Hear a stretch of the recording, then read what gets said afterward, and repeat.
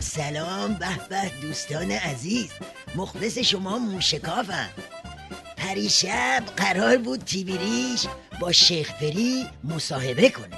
شیخ پری گفته بود باید فلونی و فلونی مجری برنامه باشن. زرزری یعنی زرقامی هم گفته بود نه، مجری باید ولایی باشه.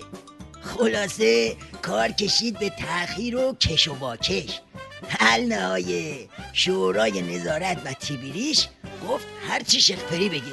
شیخ پری هم طاقت نیاورد، اول مصاحبه گذاشت تو کاسه زرزر. میخوام از مردم عزیزم که مدت مدیدی پای تلویزیون منتظر این برنامه موندند تشکر بکنم، اما خوشحالم که با این تأخیر شما رو تو برنامه داریم امشب. منظورش اینه که خوشحال زده دماغ مماغ زرقامی رو صاف کرده. آخر کارم یه بار دیگه یه جفتک گذاشت تو سینه زرقامی تا هم نونش بشه هم آبش بشه. البته امشب به یه دلایلی که من نمیخوام بازش بکنم یه مقداری تأخیر افتاد مصاحبه و مردم ما منتظر موندن. ببین بازش نکنی هم معلوم اون پشت مشتا چه خبره. شکاف همینه عمو، شاخ و دوم نداره که.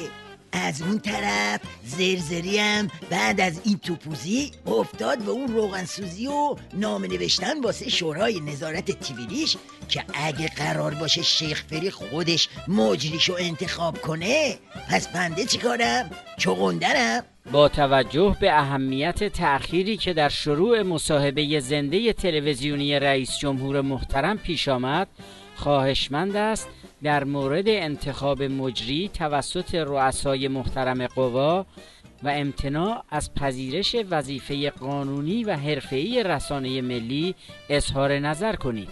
حالا از این سوتی که بگذریم میرسیم به شکرخوری شیخ پری. بعد از ماجرای سبد کالا که بوی گندش دولت تدبیر و امید و برداشته، ببینید حسن کلیدساز چه خیتی بالا آورده که مجبور شده بیاد تو تیوی ریش اینجوری به غلط کردم گویی بیفته. ما گفتیم اقشاری که به هر حال خیلی در فشار و مضیقه هستن بتونیم یک قدم کمک بکنیم. به هر حال این سبد کالایی برای این بود. البته خب یه اشکالاتی بود، من هم به خاطر اون برخی از اشکالات متأثر شدم و دستور دادم هیئتی این اشکالات رو مورد بررسی قرار بده که بعداً ما با چنین اشکالاتی مواجه نباشیم. شیخ پری بازم که سود زدی. نمیگی با این حرفا روی شربت مداری زیاد میشه فردا بیشتر گازت میگیره؟ یک کلمه بهش گفتی بی سواد کل سبد کالاتو چپ کرد، مگه یادت نیست؟ چرا تهمت کم سوادی میزنید؟ اگر شما خیلی باسواد هستید پاسخ بی تدبیری صورت گرفته در اختصاص و توزیع سبد کالا را بدهید. داد دیگه، گفت غلط کردم.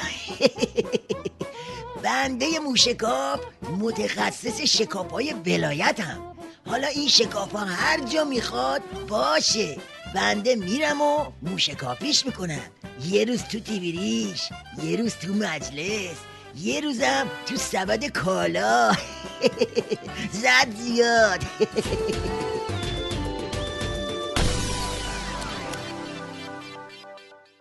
من یک شیخم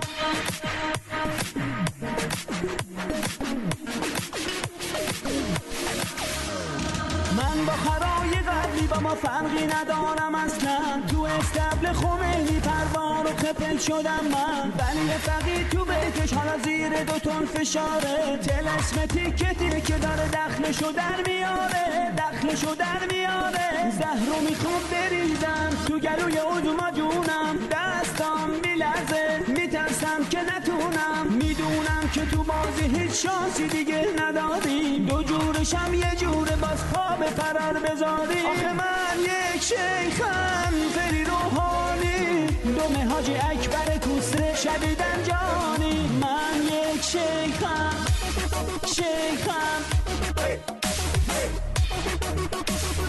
من یک شیخم.